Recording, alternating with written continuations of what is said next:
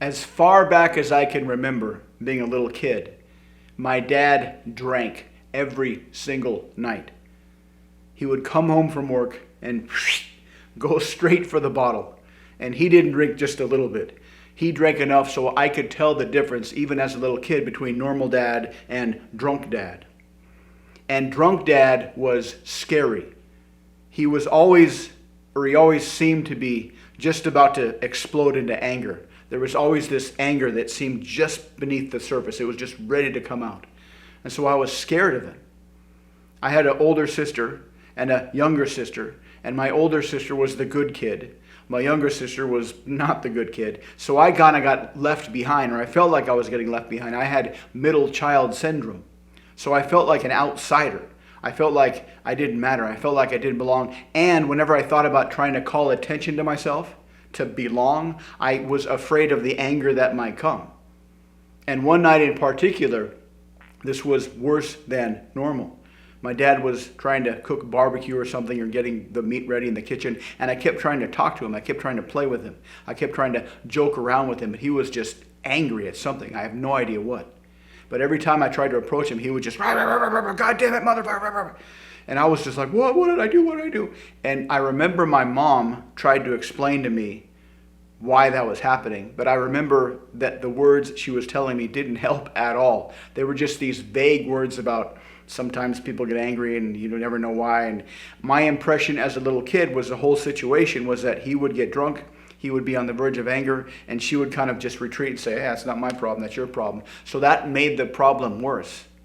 So I assumed it was my fault. That's what little kids do. They're second grade, third grade. That's how the brain operates. We create these causal connections. So I made the assumption that something must be wrong with me.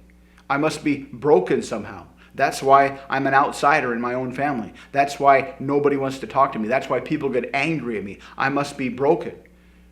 I'm an outsider because I'm broken, and if I do what I want to do, which is try to call attention to myself, anger will come. And that's a very, very, very horrible dynamic. And I carried that dynamic into my adult life. And just like my dad, as soon as I was old enough, I started to drink every night to cover up that horrible realization about myself, that I was broken, that nobody wants me, that I don't belong. And if I try to assert myself, if I try to get attention from somebody, anger will come. And I fucking hated myself for that. I hated that I drank. I hated that I wanted to stop and I couldn't. And I fucking hated my dad for making me this way. And it was horrible. It was a horrible mindset to have. And I tried all kinds of techniques and tricks, and it took me a while. It took me several years. But I finally was able to stop drinking. I was finally able to just leave that shit behind. And I was hoping that when I did leave that shit behind, it would cure me of this fucked up dynamic that I'm broken and I'm an outsider, and if I try to get attention, they'll get angry at me. But it made it worse because now I was 24/7 clear of mind, and I couldn't hide that shit with alcohol anymore. And so that made it even worse, and I was like really, really a horrible dynamic to have. That's what got me into NLP. That's what made me study hypnosis, to learn hypnosis so you can hypnotize yourself and cure these inner issues. And I thought at first that I can use NLP to fix the brokenness within me. And if I can fix the brokenness within me, other people will accept me finally. And I'll be able to talk to other people without fear of rejection, without fear of anger. But that was based on a misunderstanding, a hallucination. I wasn't broken. There was nothing wrong with me. That's the first realization, that all the shit that happened to me as a kid in that messed up, dysfunctional situation, that had nothing to do with me. It's kind of like if you're at the supermarket or outside in public and some crazy person comes up and starts yelling at you. You don't think, what's wrong with me? You think, what the fuck is wrong with this person? And that's exactly the same situation. The anger, the dysfunction, it had nothing to do with me. I just happened to be there when it happened, and I mistakenly assumed it was because of me. That's a function of the brain. We make these cause-effect assumptions when there's really no basis for making those cause-effect assumptions. So the first step was to realize that all that shit had nothing to do with me.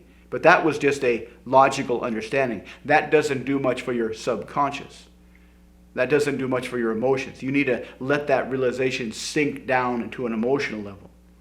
And that's what I did with NLP. That's what I did with self-hypnosis. And it took a while. It took a while to finally internalize on an emotional level, on a subconscious level, on an intuitive level, that all that shit had nothing to do with me. And that was a very, very unique situation that is not translatable out into the world. And this is when the Stoic idea of the obstacle is the way came into play. Marcus Aurelius said in the book Meditations that the impediment to action becomes the cause of action. What stands in the way becomes the way. And before I made this transition, that was the biggest obstacle in my life to any kind of happiness, any kind of hope of happiness, that I was broken. Nobody wants me because I'm broken. And if I try to assert myself, they'll get angry. That dynamic, that belief was keeping me from everything that I wanted. But once I made the shift to internalize that that had nothing to do with me, all that shit from childhood had nothing to do with me, that shifted everything. Because then I saw everybody not as a source of potential rejection or potential anger. I saw that everybody has the same dynamic. I understood that everybody has the same dynamic. Everybody feels like they're broken to some extent. Some a lot, some a little. Everybody feels like an outsider to some extent. Some a lot, some a little. Everybody has this social anxiety when it comes to approaching strangers and starting conversations. Some a lot, some a little. But once I made that shift, the obstacle that kept me from going out there and mingling with people became the way.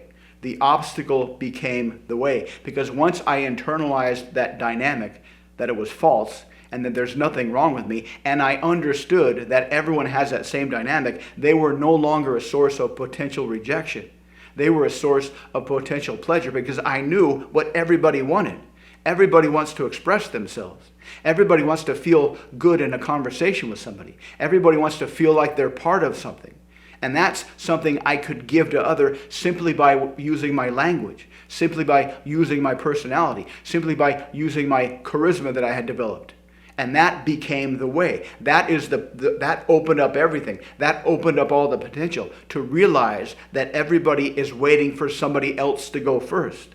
To realize that everybody is afraid of rejection, that everybody feels like they're broken. And if you can go first, if you can be the one to make them feel better, if you can be the one to open them up and appreciate who they are, they will feel fantastic. That is the way to happiness. That is the path to happiness. But in order to get there, you have to make this transition. You have to realize that all the shit that happened to you as a kid had nothing to do with you. That it's not your fault. The way adults behaved around you when you were a kid, however bad, however not so bad, it wasn't your fault. You just happened to be there when it happened. It had nothing to do with you. And you have to let go of the instinctive desire to blame them, to hold on to anger, to blame them for your shitty life. That won't get you anywhere. Just let that shit go. And once you let that shit go, first realize intellectually that it had nothing to do with you. And then let that sink down into your subconscious. That shift will make everything better. It takes a while to do that. It takes a while to let that idea that it's not your fault, that you're not broken, that there's nothing wrong with you, to let that sink down into your subconscious. And there's plenty of techniques to do this, and different people have different results with different techniques. So you probably have to try a few just to see what works, and then you have to stick with it. This is the most important transition you will make of your life, without question. Making this transition will take you from obstacle to the way. Because when you make this transition, everything becomes easy. Talking to people becomes easy. You can see inside what people want because everything you want in life comes through your communication with other people. So make this transition. Make it a point. Make a decision right now to overcome this messed up dynamic that's probably living in your head and realize that it wasn't your fault. And let that sink down into your subconscious. Find some kind of strategy. Find some kind of daily drills. Find some kind of daily routine to whittle away that belief that you're broken. Because once you whittle that away, once that's gone, and you see that everybody has the same desires, that opens up the door to everything you want. This is the most important shift you can make in your life. Tragically, most people never make this shift, which is why people live lives of quiet desperation. They're stuck with this mindset that says, I'm broken. Something's wrong with me. Nobody wants me. If I try to talk to other people, something bad will happen. But don't let that happen to you. Make this shift.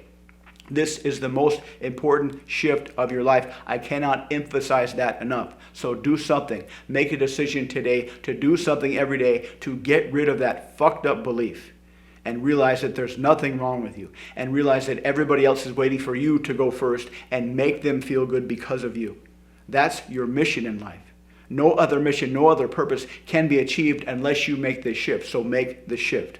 That's the most important thing of your life. If you'd like to learn more, check out the links below. Thanks for watching. Please like, subscribe, and comment, and I'll see you next time.